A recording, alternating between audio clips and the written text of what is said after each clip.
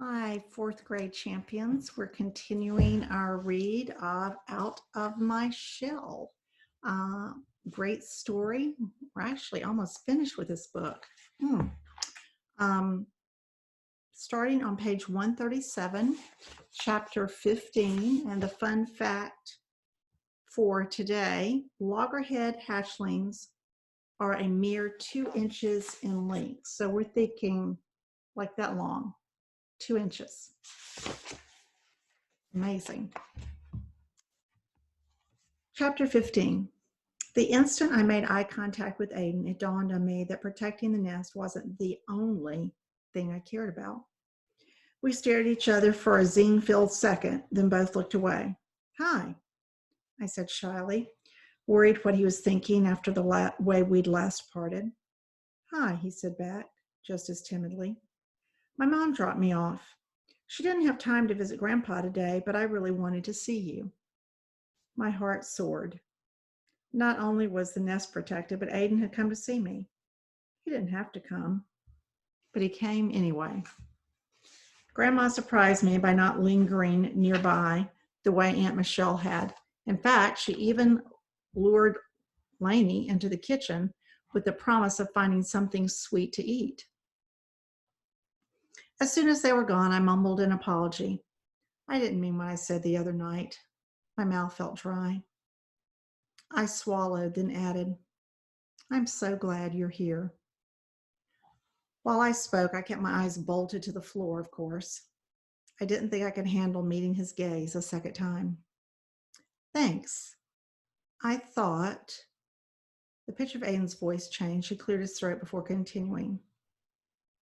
I thought maybe we could go snorkeling by Bradenton Beach. Your grandma already okayed it, and I brought you something. I looked up. He'd set the snorkel gear down and was rustling around in his bag. He withdrew an ear of corn. When he held it out to me, his face was as pink as the inside of a conch shell. Sorry I couldn't bring you one on your birthday. My mom was showing Grandpa how to search for job listings online.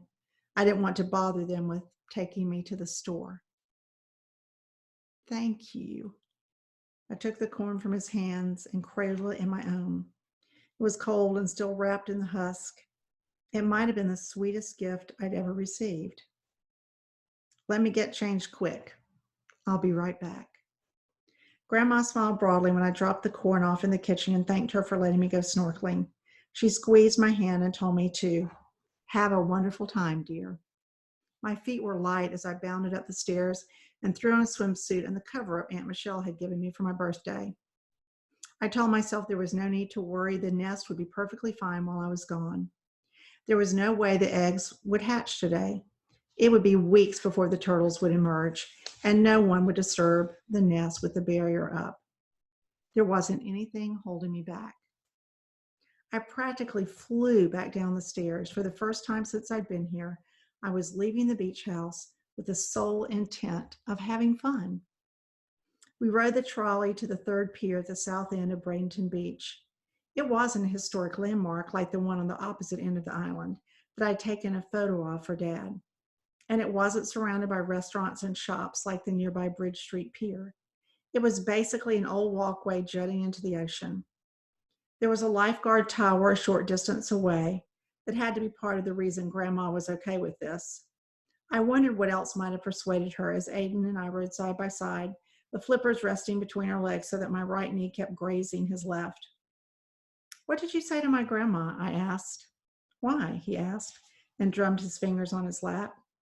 When he noticed me noticing, he locked his fingers into fist. I left my cube at home, he said. It was an incomplete explanation, but I think I understood. The finger twitching thing was a nervous habit. Grandma seemed to be in a weirdly good mood, and it's strange that she agreed to let me go snorkeling so easily. She kind of freaked out when I rode the trolley alone this summer. Aiden reached into his bag and pulled out a small white tube for me to examine. I think I might have impressed her with my sunscreen, he said. I was putting it on when she answered the door. I read the label.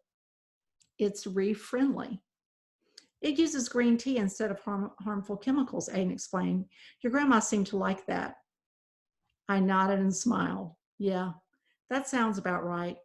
And I might have told her she has nice skin. I shot him a sidelong glance and he shrugged. What? She does. And I really wanted her to let you come.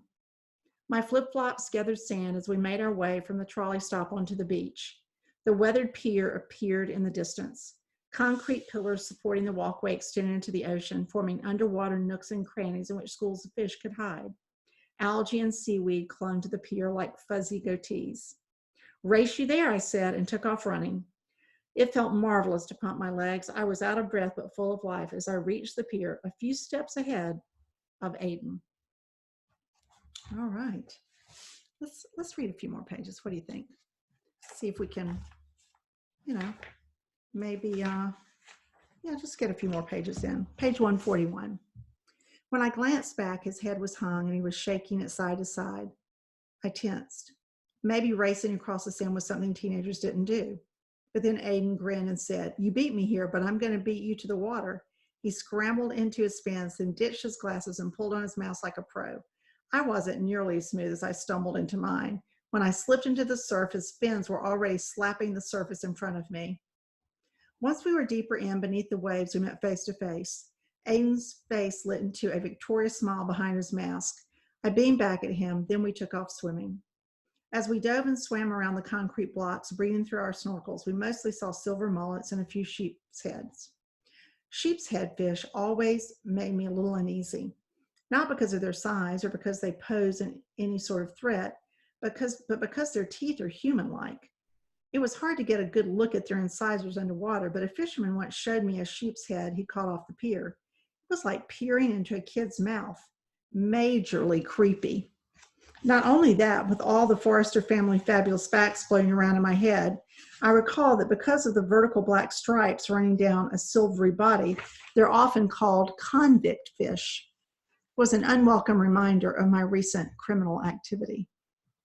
I veered away from the pier, keeping my mask trained on the shimmery ocean bottom. The way the sunlight shone through the water, it seemed to dance across the sand. I let my body go still, felt the weightlessness as the waves carried me, and I rose and slipped with each intake and exhale of air. Out of the corner of my eye, I caught a glimpse of a young sea turtle soaring by.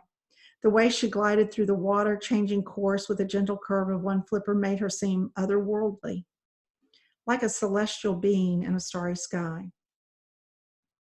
I wanted to alert Aiden somehow so he wouldn't miss her, but he was too far away, still back by the pier. Plus, she was gone nearly as quickly as she'd arrived, another shadow in the murky water beyond where I could see. The sighting wasn't something I'd been able to share with Aiden or Dad, but maybe the moment was somehow meant to be mine alone. The encounter felt me feeling more resolved than ever. I would protect the nest. The hatchlings would one day swim in the ocean. Aiden and I hardly spoke on the trolley ride back, but something had solidified between us. No matter how much he changed on the outside, he was still the same sweet and funny boy I'd spent so many summers with.